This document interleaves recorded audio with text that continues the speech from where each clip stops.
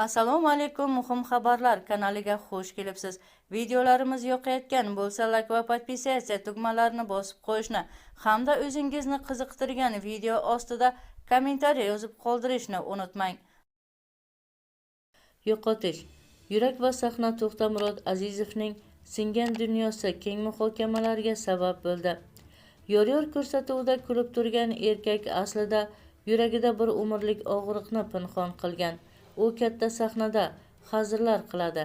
Tomoshabinlar kulishadi, ammo o'sha hazillar orasida bir kishi bor edi. U haqiqiy yurak dardini yashirar edi. To'xtamurod Azizovning hayotida shunday kun keladiki, u endi kulishni ham, yashashni ham qaytadan o'rganishiga to'g'ri keladi. Xotinidan ayrilgan kun, hayoti ikkiga bo'lingan kun edi go'yo. Buni u intervyularda ochiq aytmagan, faqatgina ko'zlarida guvohlik bergan. Turmush o'rtog'i vafoti u uchun shunchaki yo'qotish emas, balki butun hayotining g'oyat og'ir sinovi edi. Turmush o'rtog'i u bilan barcha qiyinchiliklarni birga yenggan, sukutda suyangan va sahnadagi kulishlar orasida yuragiga tayangan ayol. Kasallik uzoq davom etgan. U kunlar davomida To'xtamurod Azizov har kuni sahnaga chiqar, kular, uyga esa ko'z yoshlari bilan qaytar edi. Farzandlari uchun yashashga qaror qildi. Xotini ketgach, u ikki farzandi uchun yashashga qaror qildi. Men ular uchun nafaqat ota, balki ona ham bo'lishim kerak edi, deydi u bir intervyusida. Shaxsan u sog'ligidan ham ranjigan. Qayg'u, stress va uzoq yillik depressiya uchun jisman ham, ma'nan ham zaiflashtirdi. Bir muddat sahnani ham tark etdi, ammo sahnaga qaytish va yor orqali qalblar yuragini titratgan lavhalar.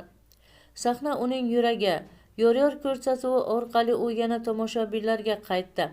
Har bir kulgu orasida uning yuragi og'riq bilan tortayotganini faqat eng hassos ko'zlar sezgan. Ushbu ko'rsatuvdagi ba'zi chiqishlari aslida uning xotiniga bag'ishlangan yashirin xitoblar, ajratib bo'lmas bir dardning to'lqinlari edi. Instagramdagi unutilmas chiqishi yuraklarni titratdi. 2023-yilda Instagramda jonli efirda u ko'z yosh bilan shunday dedi: "Ba'zi yutishlar, kulishlar hech narsa anglatmaydi. Jondan sevgan ayoling ketsa, dunyo o'zgarib ketadi. Bir qadam yurishing ham qiyin bo'ladi. Ammo bu hayot, yashash kerak. Farzandlar uchun yashash kerak." Bu so'zlar bir kechada internetda millionlab yuraklarga yetib bordi.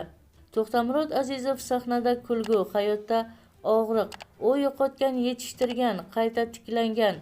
U bir erkak, bir ota, bir muhabbat qurboni.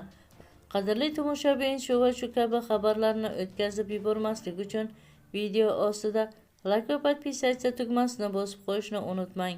Bizni qo'llaganlarni Allohning o'zi qo'llasin.